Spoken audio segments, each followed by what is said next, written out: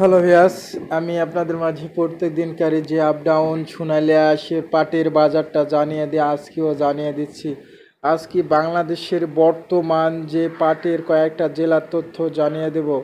আজকে আমি আপনাদের মাঝে জানাবো যে বাংলাদেশের যে সোনালী আঁশ পাটের বাজার, এখানে জানাবো যে আজ পাবনা এবং পাবনা জেলা, রাজশাহী, পাবনা এবং রংপুর, আর জানাবো হলে যশোর আর ফরিদপুর এবং কুষ্টিয়া জেলা, 6টি জেলার তথ্য আপনাদের মাঝে জানিয়ে থাকি। আপনারা যদিও এই 6টি জেলার তথ্য জানতে পারেন তাহলে অবশ্যই বাংলাদেশের প্রত্যেকটা জেলার তথ্য আপনারা দিতে পারবেন, কারণ বাংলাদেশের এই 6টি জেলার পার্টি মেন তথ্যগুলো পায়ে থাকে।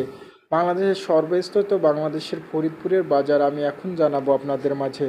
খুচরা বেচা কেনার সংখ্যা ফরিদপুরে 4042 এবং 4300 এবং কি 3800 এবং 3500, এবং খুচরা বেচা পাটের উপর ডিপেন্ডস করে খুচরা বেচা কেনা হচ্ছে, এবং চারের উপরেও পাট গাড়ি লোডের সংখ্যা একটু চারের উপরেও বেচা কেনা হচ্ছে।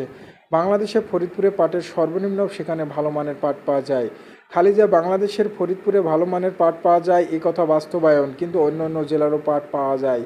বর্তমান পাটের সংখ্যা ফরিদপুর দ্বিগুণ বেশি।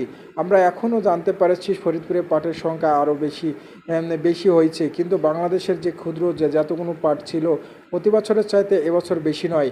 এবছর প্রতি বছরের চাইতেও যদিও চার ভাগ যদি পাট থাকতো প্রতি বছর, এবার 3 ভাগের ভিতরে আধ ভাগ পাট আছে মাত্র। বেশি নয়, 1 ভাগ পাট দেখা দিচ্ছে বাংলাদেশের।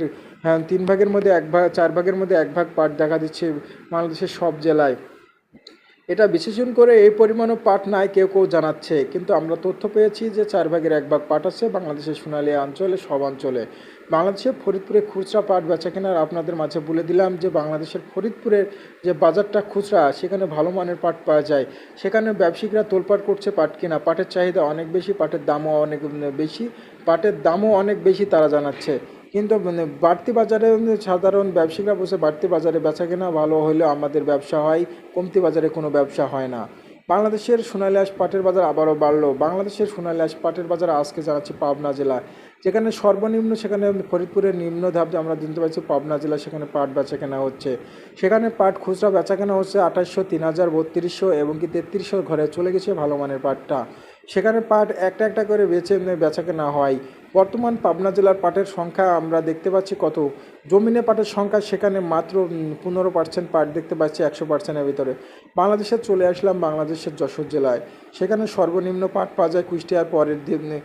কুষ্টিয়ার যশোর জেলার পরের স্থান কুষ্টিয়া, সেখানে সর্বনিম্ন পাট বেচা কেনা হচ্ছে 2600, 2700, 2800 টাকা এবং কি 3000-এর ঘরে চলে গেছে ভালো মানের পাটটা। সেখানে যদিও মানুষ বলে যে যশোরে পাট বেচা আছে না 3000, এটা ভুল ধারণা। বাংলাদেশের সর্বনিম্ন এখানে যাচ্ছে রাজশাহী জেলায়, সেখানে রাজশাহী সর্বস্তরে পাট বেচা কেনা হচ্ছে 3200 টাকা।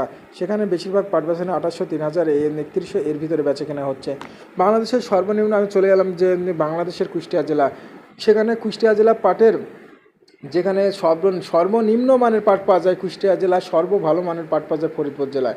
সর্বনিম্ন যেখানে পাট বেচা কেনা হচ্ছে আমরা এখন জানতে পারছি কুষ্টিয়া জেলায় সর্বনিম্ন যেখানে যে জেলায়, সেখানে পাট বেচা কেনা হচ্ছে 2400, 2500 এবং কি 2550, এবং ভালো মানের পাটটা 2750 গাড়ি লোড হচ্ছে। এবং খুচরা যেগুলো মিডিল পাট অবস্থায় সেগুলো কুষ্টিয়া জেলা দৌলতপুর থানা 2600 এবং 2500 টাকা গাড়ি লোড হচ্ছে। বাংলাদেশের মাঠার পাটটা কুষ্টিয়া জেলা আবারও দাম বাড়লো, কিন্তু পাটের দাম আমরা কিছুদিন আগে জানতে পারছি পাট নেওয়ার লোক ছিল না। এখন পাটের দাম বাড়ার কারণে, কুষ্টিয়া জেলার পাটের দাম বাড়ার কারণে গাড়ি লোডের সংখ্যা বেশি, পাটও কেনা বেচা বেশি। আমরা জানতে পারছি কুষ্টিয়া জেলা যদিও পাটের দাম বাড়ে তাহলে অবশ্যই তারা যেগুলো পাট স্টক আছে সব বেচে দিবে, এবং কি ঘরে কিছু পরিমাণ পাটও আছে বাংলাদেশের স্টক পাটি